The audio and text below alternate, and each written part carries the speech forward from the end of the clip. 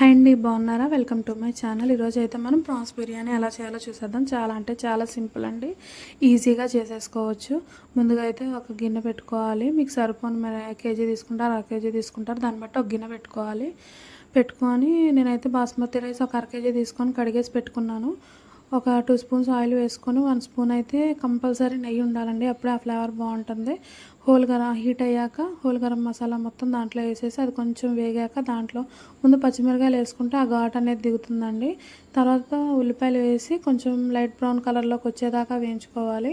వేయించుకున్నాక బాగా వేగాక దాంట్లోనే టమాటా ముక్కలు ఏవైతే ఉన్నాయో వాటిని కూడా వేసుకొని బాగా వేయించుకోవాలి. అవి కొంచెం వేగాక 2 స్పూన్స్ అల్లం పేస్ట్ వేసుకొని బాగా వేయించుకోవాలండి. అది కూడా పచ్చివాసన పోయేదాకా వేయించుకొని కొంచెం మనం కట్ చేసి పెట్టుకున్న కొత్తిమీర ఏదైతే ఉందో కొంచెం వేసుకొని కొంచెం ఉంచుకోవాలి. దాంట్లోనే ఉప్పు పసుపు వేసేసుకోవాలండి, బాగా వేయించుకోవాలి.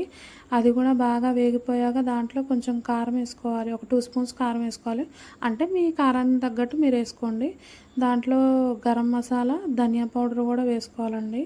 వేసుకొని మళ్ళీ ఒకసారి బాగా వేయించుకొని ఒక 10 మినిట్స్ అలా స్లో ఫ్లేమ్లో పెట్టి వేయించుకోవాలి. అలా నూనె పైకి తేలేదాకా వేయించుకున్నాక మీరు ఉడకబెట్టి పెట్టుకున్న ప్రాన్స్ ఏవైతే ఉన్నాయో వాటిని వేసేసుకొని మళ్ళీ ఒకసారి కలుపుకోవాలండి. బాగా కలుపుకోవాలి, కలుపుకుంటేనే ముక్కగా పడుతుంది. దాంట్లో నా దగ్గర ఇంట్లో పెరుగు లేదని నేను ప్యాకెట్ పెరుగు వేసుకున్నాను. ఇంట్లో పెరుగు వేసుకుంటే ఇంకా టేస్ట్ అనిపించింది. ఒక చిన్న 10 రూపీస్ ప్యాకెట్ అయితే వేసేసానండి. మీరు కూడా ఒక కప్ అయితే వేసుకోవచ్చు, గ్రేవీ అనేది వస్తుందన్నమాట.